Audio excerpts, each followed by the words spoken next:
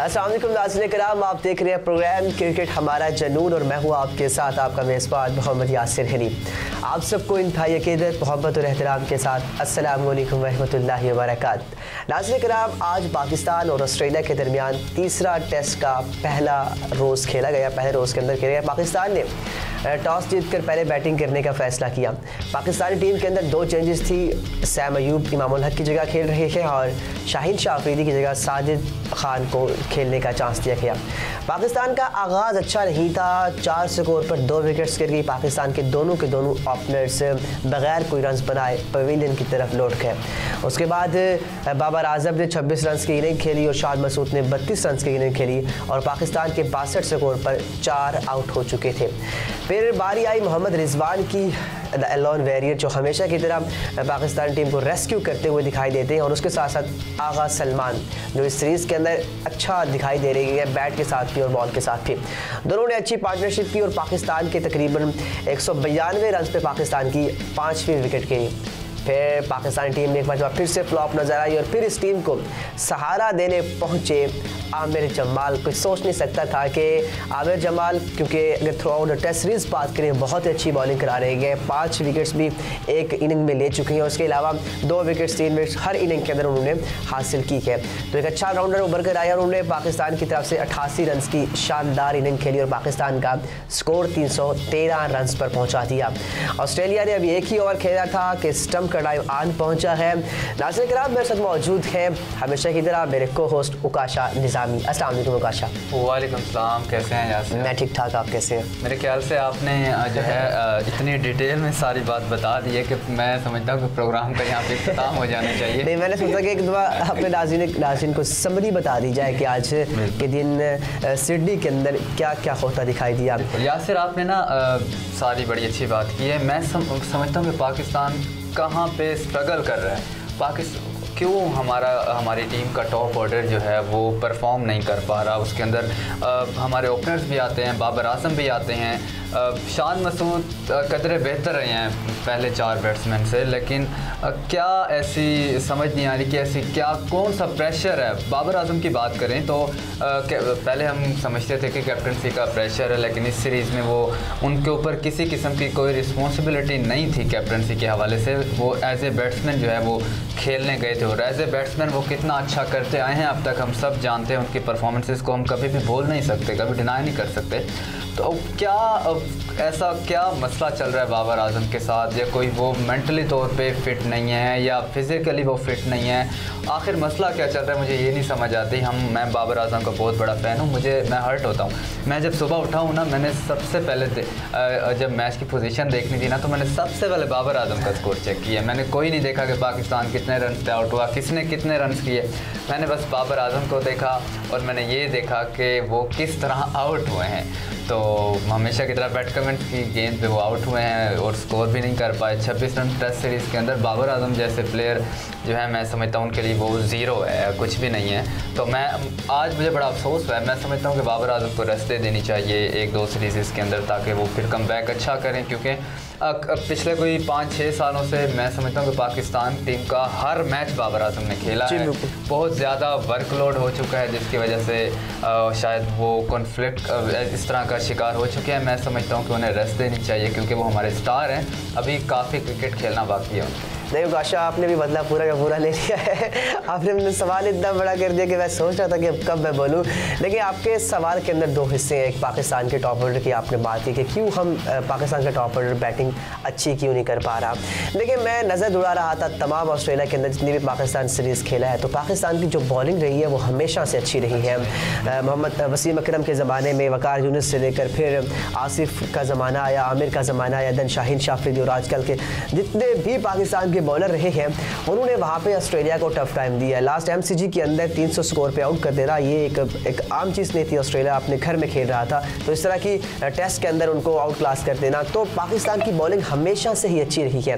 बात आती है पाकिस्तान की बैटिंग की, और पाकिस्तान की बैटिंग ने हमेशा से ही वहाँ पे क्योंकि वो एक बाउंसी पिचेस है, वहाँ पे इन स्विंग आउट स्विंग बहुत ज़्यादा होता है, स्लिप पे कैचेस आते हैं। पाकिस्तानी प्लेयर्स खेलने के आदी हैं स्लो पिचेस के ऊपर, जहाँ पे बॉल के अंदर इतना उठाव नहीं होता। होता और बैट पे बॉल आसानी से आती रहती है। और आप अगर लास्ट सीरीज़ के अंदर भी देखें, पाकिस्तानी टीम को जो रेस्क्यू करते थे वो मिडल ऑर्डर बैट्समैन आके रेस्क्यू करते थे, क्योंकि उस वक्त तक थोड़ी पिच के अंदर बाउंस कम हो चुका होता था, कुछ प्लेयर्स ठहरते थे तो समझ आती थी और आके देन हमारा स्कोर बढ़ता था।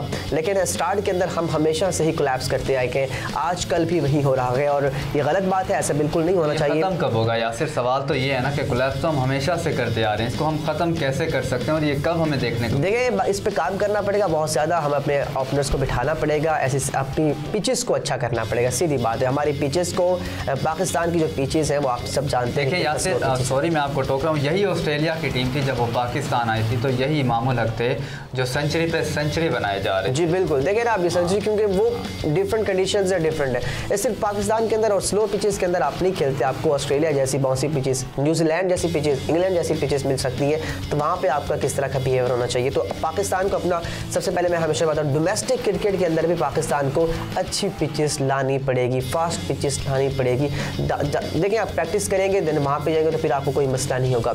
और उसके साथ साथ आपने पाकिस्तान के साबिक कप्तान बाबर आजम की बात की है। देखें, उनके साथ बहुत ज़्यादा उम्मीदें हैं बहुत से प्लेयर्स की, कि बहुत से हमारे ऑडियंस की, हमारे शायकीन की, कि वो अच्छा परफॉर्म करें। मैं चाहता हूं कि उन्हें रेस्ट मिले। देखें, अगर हम विराट कोहली की, मैंने लास्ट प्रोग्राम में, आप नहीं थे, मैंने ये बात की थी कि विराट कोहली जब 3 साल के अंदर कोई सेंचुरी स्कोर नहीं कर पाए तो उसके बाद विराट कोहली को तकरीबन कोई 6 से 7 माह का रेस्ट दिया गया। देन वो वापस रिहैब होकर उन्हें फिर अपनी अच्छी इनिंग का, अपनी अच्छी परफॉर्मेंस से अपने कैरियर का आगाज़ किया। तो ही नीड रेस्ट, इनको रेस्ट देना चाहिए और एक सीरीज़ पे हमें नहीं कहना चाहिए। देखिए, बाबर, हम सिर्फ रिलाई ना करें बाबर आजम पे, प्लेयर्स पे अच्छा बुरा वक्त आता रहता है। आप सचिन तेंदुलकर की बात कर सकते हैं, आप बड़े बड़े ग्रेट्स की बात कर सकते हैं, या विराट कोहली अब हमारे is one of the greatest batsman ever India produce. तो इनको देख रहे हैं, इनके अंदर भी एक बैक पैचेस आते रहे, तो उस टाइम के अंदर हमें बैकअप करना चाहिए।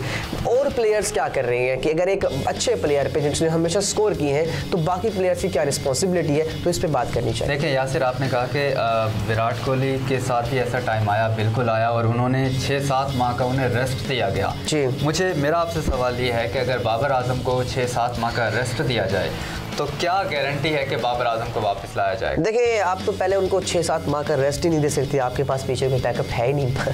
इंडिया के पास बैकअप था। आज इंडिया की टीम जाती है साउथ अफ्रीका में, उनको T20 और वनडे सीरीज हरा देती है, तो उनके बड़े प्लेयर्स, मेन प्लेयर्स बाहर बैठे होते हैं और उनकी बिग टाइम टीम कहूँ जो पीछे रहती है, IPL से निकली हुई टीम है, उनके डोमेस्टिक क्रिकेट से, वो जाके उनको शिकस्त दे देती है।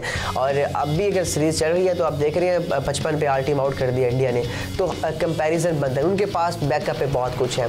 अब देखिए, अब स्टीव स्मिथ की बात कर लेता हूँ। स्टीव स्मिथ की बात करें तो आपको लगता है कि पिछली कौन सी उनकी शानदार इनिंग रही अभी 2023 के अंदर?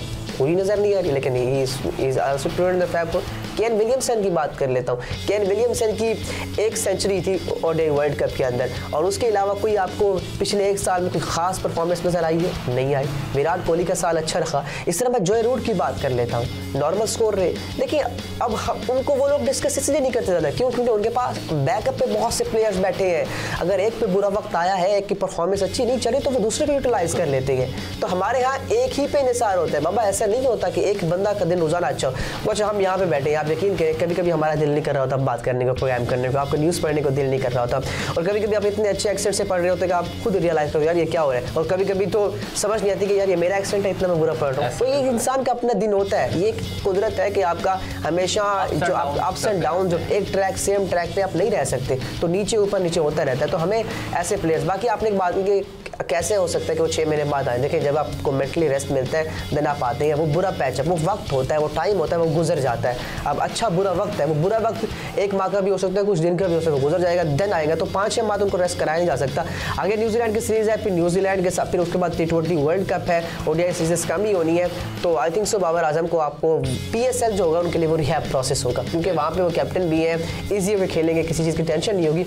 तो उसके बाद बाबर आजम आपको अलग दिखाई देंगे। अच्छा, फ़खर जमान ने एक बात की है बाबर आजम के हवाले से, उनसे सवाल किया गया उनकी परफॉर्मेंस के हवाले से कि आज उनकी परफॉर्मेंस अच्छी नहीं है पहले से, तो उन्होंने बड़ी अच्छी बात की फ़खर जमान ने। उन्होंने कहा बाबर का स्टैंडर्ड इतना हाई हो चुका है कि उन्होंने हमारी आदतें बड़ी ख़राब कर दी हैं। अगर बाबर आज़म 100 करते हैं तो हम तारीफ़ करते हैं, अगर बाबर आज़म 40 रन भी बनाते हैं या 43 रन भी बनाते हैं तो हमें लगता है कि आज बाबर ने परफॉर्म नहीं किया। तो उन्होंने अपना स्टैंडर्ड काफ़ी हाई कर लिया है। नहीं तो वो रन्स करते हैं, लेकिन जब तक वो 100 नहीं करेंगे हम उनकी तारीफ़ नहीं करेंगे। देखिए Rohit Sharma I think India का बहुत बड़ा अच्छा बल्लेबाज। अब मैं रोहित शर्मा की बात कर लेता हूँ। उनकी अगर पिछले 1-2 साल के अंदर इनिंग्स देखें, उनकी सेंचुरीज रख दें, बाबर की सेंचुरीज ज़्यादा होगी उनसे पिछले 2 सालों में, उसको डिस्कस नहीं किया जाता। अभी लास्ट मैच के अंदर रोहित शर्मा के साथ क्या हो, दोनों इनिंग्स में फ्लॉप हुए, सिर्फ विराट कोहली अच्छा खेल रहे थे। तो इस तरह से नहीं होना चाहिए, थोड़ा सा बिहेवियर्स को चेंज करने की ज़रूरत है। नाज़रीन किराम आगे इस टेस्ट सीरीज़ तो मुझे नहीं लगता कि टेस्ट सीरीज़ हम जीत पाए, जो हमारे हालात नज़र आते हैं, और हम नहीं चाहेंगे कि हम रिकॉर्ड तोड़े। पाकिस्तानी टीम अपने आबा अजदाद का जो रिकॉर्ड है कभी न जीतने का वो कायम रखेगी, वो रिवाज बरकरार रखेगी। और आज एक बात मुझे वसीम अकरम साहब, देखें is one of the greatest bowler Pakistan have ever produced, I think so. उन्होंने एक बात की कि शाहिन शाह अफरीदी के बारे में कि हम जब लास्ट डे मैच खेलते थे और हम इतना थके होते थे तो दूसरे दिन हमें टेस्ट भी खेलना पड़ा था, हम खेल लेते थे क्योंकि पाकिस्तान की बात होती थी। तो शाहिन ने रेस्ट कर लिया, मैनेजमेंट ने कहा खेलो, उसने कहा नहीं मैंने रेस्ट करना है। तो देखिए मैं मानता हूँ हुब्बुल वतनी की अलग चीज़ है, सब चीज़ें। आपको क्या शाहिन शाह अफरीदी पिछले जब से डेब्यू किया है सबसे ज़्यादा उन्होंने ओवर्स कराए, पिछले मैच के अंदर आपने उनसे 100 के करीब ओवर करा दिए, सब चीज़ें करा दी। तो एक प्लेयर एक बॉलर है, इतना वर्कलोड देंगे तो फिर उसके साथ क्या होगा। तो क्या सी देखते हैं वसीम अकरम की स्टेटमेंट को आपको? देखें एक पेट्रियोटिज़म एक अलग चीज़ है, अपने आप को फिज़िकली फिट भी तो रखना है ना। देखें हमने पाकिस्तान के लिए शाहिन शाह अफरीदी पाकिस्तान के स्टार बॉलर हैं।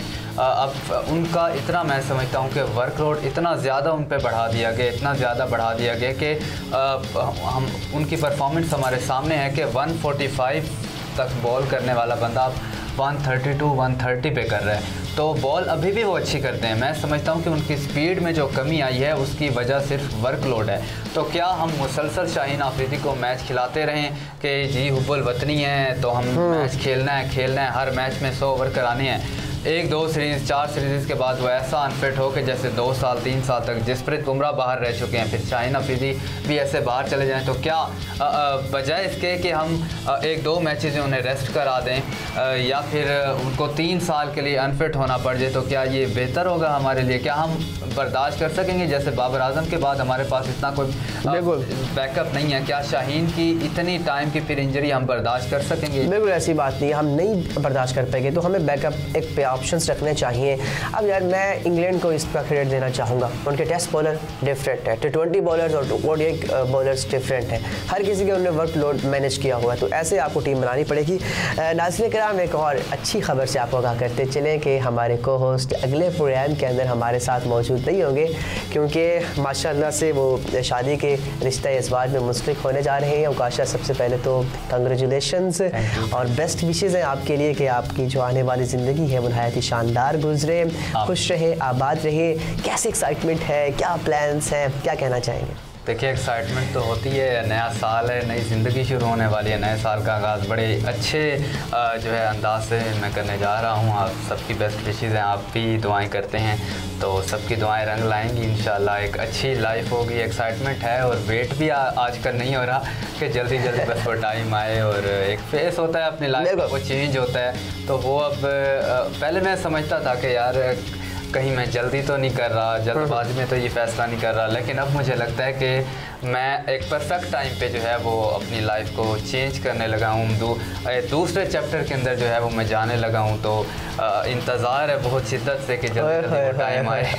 और ये हमें जेलस कर रहे हैं, हमें भी कॉल करके कहना पड़ेगा अब्बा जी हमारी भी शादी कराएं। और जितना आप क़ुव्वत बर्दाश्त से आपके बाहर हो जल्दी से भाभी के पास चले जाए, वहाँ पे भी यही सूरत हाल होगी आई थिंक सो। वो कहते हैं ना दोनों साइडों से होता है। अल्लाह ताला आपको खुश रखे। अच्छा एक वैसे ना एक सोचता है, एक तो जब इंसान की शादी होती है कुछ ख्वाब होते हैं, कुछ सब चीज़ें। एक चीज़ पूछना चाहूँगा, मैंने तो सोच रखा है कि जब जी मेरी शादी होगी तो मैंने अपनी बीवी के लिए कोई गाना डेडिकेट करना है, कुछ चीज़ करनी है। आपने भी सोचा है कि जब आपकी दुल्हन के पाँव आपके मुबारक घर में पड़ेंगे तो कुछ कहना चाहेंगे, क्या फीलिंग्स होंगी आपकी? देखिए मैं उनको एक शेर डेडिकेट करूँगा जब वो मेरे घर में अपना पहला कदम रखेंगी। एक शेर डेडिकेट करूँगा और उससे उनका वेलकम करूँगा कि वो आए हमारे घर में खुदा की कुदरत है, वो आए हमारे घर में, खुदा की कुदरत है। कभी हम उनको, कभी अपने घर को देखते हैं। वाह वाह वाह वाह, that's great. Wish you best of luck for the new chapter of your life. खुश रहें, आबाद रहिए। नाज़रीन किराम, इसी के साथ ही अपने मेज़बान मोहम्मद यासिर हनीफ को उकाशा निज़ामी के साथ इजाज़त दीजिए। अल्लाह निगहबान।